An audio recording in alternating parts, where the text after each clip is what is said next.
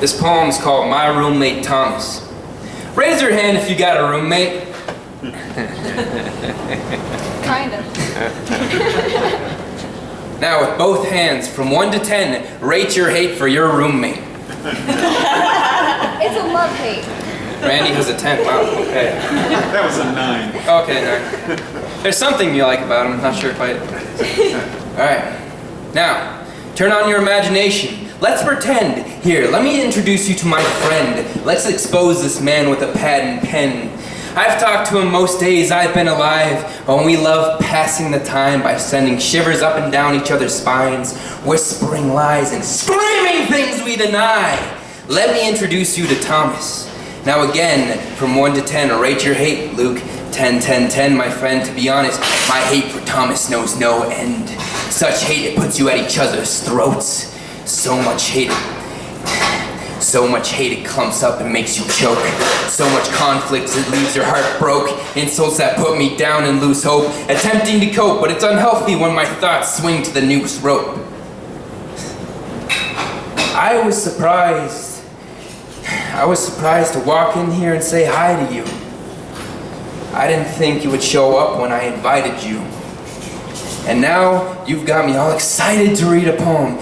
You know, usually I'm nervous to show them, but I'm happy to put this out in the open. So welcome my roommate Thomas to the Poetry Slam. Welcome to the show, the place we go to throw down a flow and express a message we want all of them to know. Oh, and Thomas, if you're mad, we can talk after the show, and the audience applause afterglow. But if you can't wait because you're about to blow, then you can come up past the front row and we can go toe to toe. I promise. So, now that you got that info, let's move on. I've recently had to pick up the broom and sweep everything up and move into a new room. Trust me, it didn't come with the costume, but it did come with lots of new. And as most of you can probably assume, it also came with a new roommate. A clean slate to learn their traits, to gain some weights, wondering what we will create. I learned soon enough that what we will create will only agitate and accumulate till we want to decimate with the insults we fabricate, to where I purposefully navigate around you so you don't mutilate my mental state with your hate. But you seem to follow me around.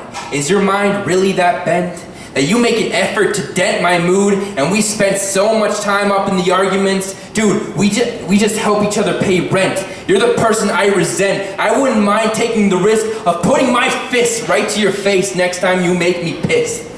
You treat me like shh. Why can't we just coexist? So you can stop slitting my wrists. The first time I exposed you was at the empty tent circus. You remember that, right? That night at the blue door and the lamplight with the mic. Gears still aren't turning, Thomas? Alright, how about knife fight with an inside voice? I wrote that poem because every morning when I fling my door open, I see you there. Giving me that glare with another insult to share, calling me weirdo as he leans against my window. Thanks for the info, Thomas. My mood drops closer to 0. I'm sorry, Thomas. I'll never reach perfection. As I approach my car under closer inspection, I can see him shimmering on my window. My own reflection. Thomas is the roommate that shares my mind. So many parts of me that's been neglected. Self-love, self-trust, locked up in a closet gathering dust. My self-hatred guards the door to keep them hush. My problems I like to personify, so I made up a guy that grew into a monster, that grew in my mind into a monster over time. To be honest, I know I'm not flawless, but I want to open that closet guarded by Thomas. So let's talk, Thomas, like I promised.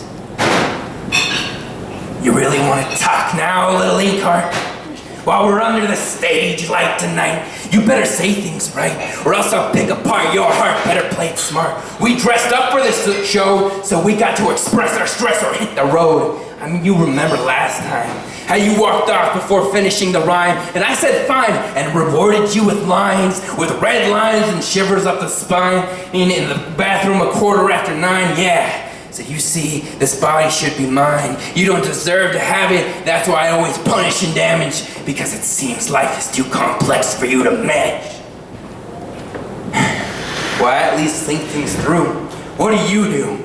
All you do is beat me when I'm blue till I'm blue. You cut me physically while I cut myself emotionally and spill it out for them to see. So I can be free. You bottle it up and tell me to shut up. Zip it, grab the gun and click it. When will you get it? I am an artist. I am Inkheart. I work till my heart gives out. I spill until they know what it's about. I scream and shout to void your doubt. So zip it with the clout. We are here to figure things out. Are we? Because I quite like our games of pain. I mean, you all heard it and bleed through. Pain on every page that defines his name. Inkheart. He slips the pen off the counter and stabs it into his wrist. Let it bleeds down onto the pages and form poetic bliss.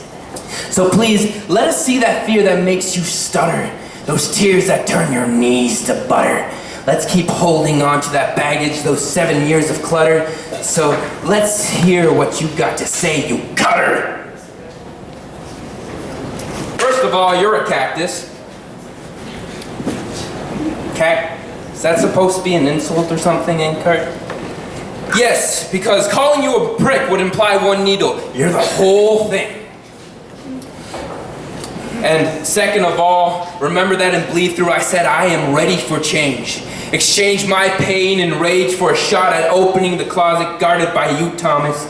So now be honest. Do you want to stay here and solve this, or do you want to be put on a rocket and shot to the furthest comet? You're such a... No, Thomas! Right here, right now, I'm tired of the self-doubt and you beating me down to the cement ground while screaming so loud on the front range parking lot, filling my thoughts and leaving me to rot. So either you're with me or you're not. Oh. I'll stay. And what did I say? That we have to change. I know we both are standing in this hallway, and I realize how much I've made your mind decay. Now I have the price to pay. So face to face this Friday. I don't know what to say, and I don't want to go away. So I agree. Let's change. I'm sorry, Inkheart. I genuinely apologize. Honest, we both aren't flawless, but I think we got this. It's time to solve this. So here, let me start by getting you the door to that closet.